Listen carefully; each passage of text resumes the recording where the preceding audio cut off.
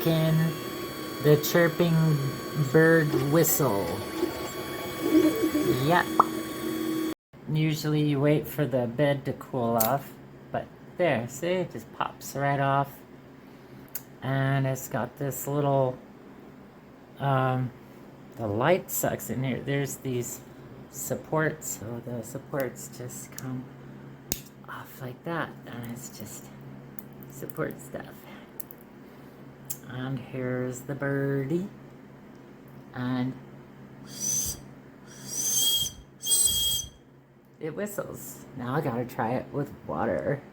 And here's the finished Chirping Bird Whistle with water in it.